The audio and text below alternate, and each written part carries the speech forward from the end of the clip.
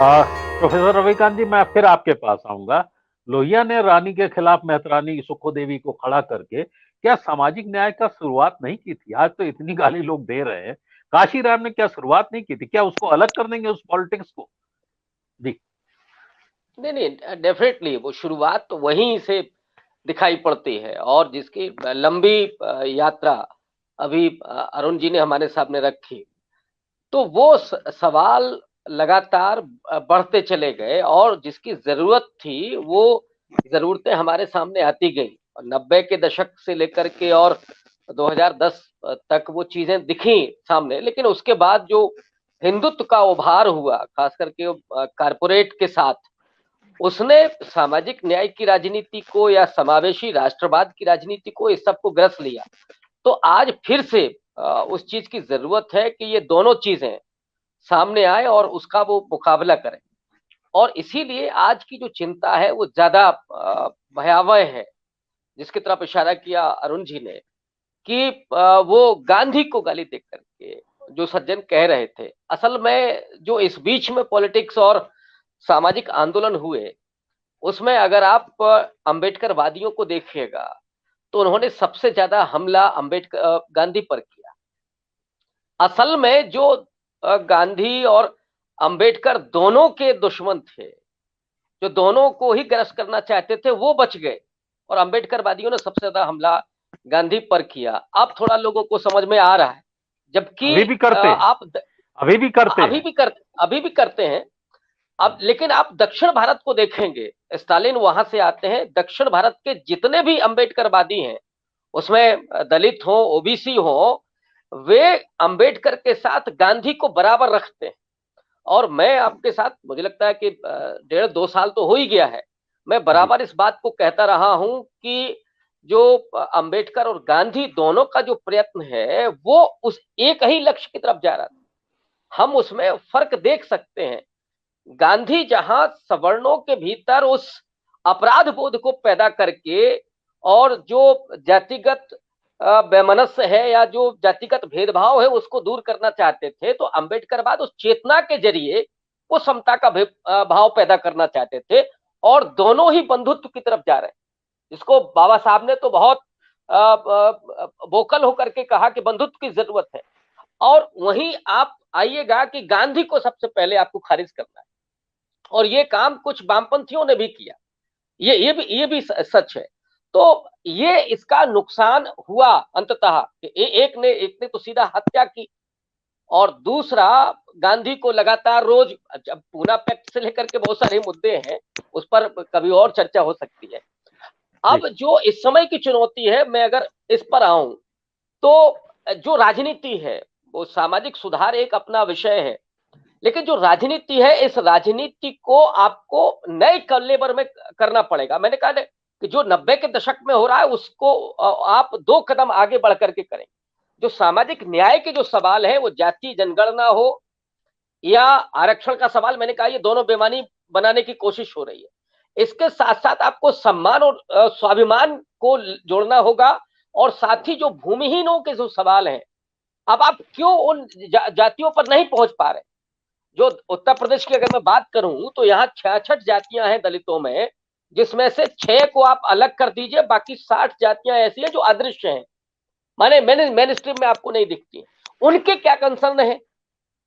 और उसमें ऑब्वियस है कि सबसे बड़ा सवाल जमीन का है। जो कांशीराम साहब का कभी नारा हुआ करता था कि जो जमीन सरकारी है वो जमीन हमारी है, वो सवाल आज गुम है।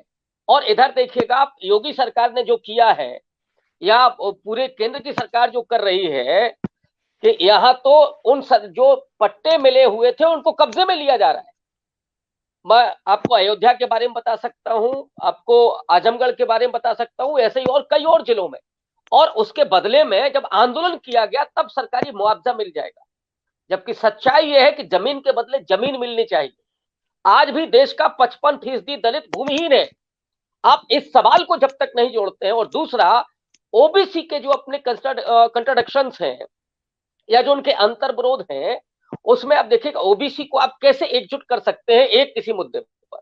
ओबीसी में ब्राह्मण जातियां भी हैं, बनिया जातियां भी हैं, जायसवाल है या आपका इधर त्यागी है, आपका गोस्वामी है, जोगी है, इनके वो कंसर्न नहीं है जो कुम्हार के या नाई के या बढ़ई के।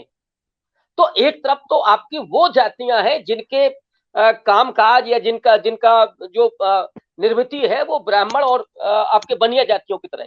दूसरा आपका किसान जातियां हैं, यादव है, कुर्मी है, जाट है, गुर्जर है, लोध है, मैं यूपी के संदर्भ में बात करूं, ये डोमिनेंट रही है हमेशा। अब इनके साथ अति पिछड़ी जातियों को, माने जो सेवादार जातियां हैं, नाई है वगैरह वगैरह, या जो कारीगर जातियां हैं, अब कारीगर जातियों को, सेवादार जातियों को आपको जोड़ना होगा, उसका क्या आधार होगा? किसान जातियों के साथ उनका जोड़ना इतना आसान नहीं है। इसी का फायदा आरएसएस ने उठाया। ये आज के बुनियादी सवाल हैं कि इस सोशल जस्टिस की पॉलिटिक्स में इनको आप कैसे एड्रेस करेंगे और कैसे अपने साथ जोड़ेंगे।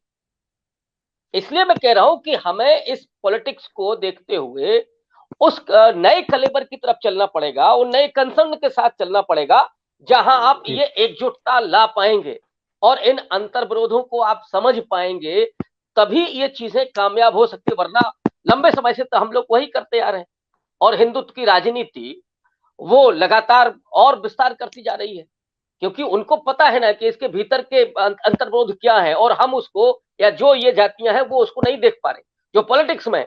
अब इसी को आप देखें, अगर आप इसको मेरी आलोचना ना माने, सकारात्मक आलोचना माने, तो जितने भी नाम है उसमें आप देखिएगा कि एक प्रमुख जाति के ज्यादा नाम है, उसमें कोई भी अति पिछड़ी जाति का है क्या?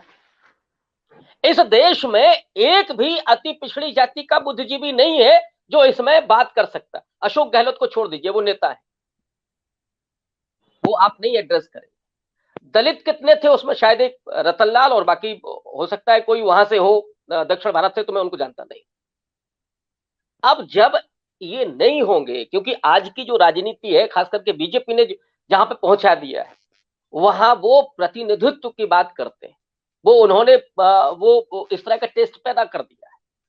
तो जब तक वो उसमें नहीं होगा, यहां भागीदारी नहीं होगी, ये सवाल नहीं होंगे, तब तक फिर वही जो किसान जातियां हैं वही उस राजनीति में डोमिनेंस रहेंगी, और उनके साथ इन जातियों का जुड़ना थोड़ा मुश्किल होगा। हाँ, मैंने कहा कि जो और सवाल है, जमीन के सवाल है, उनके सम्मान का सवाल है, और उनके नौकरियों का सवाल है, और नौकरियों का सवाल का मतलब आरक्षण तो बेमानी, पब्लिक सेक्टर को क्यों बेचा जा रहा है, ये सिर्फ निजीकरण में आरक्षण का सवाल नहीं है, पब्लिक सेक्टर और मजबूत हो, ये सवाल भी रखा जाना चाहिए। तो मुझे लगता है कि एक बड़ा सामाजिक न्याय का प्लेटफॉर्म बन सकता है।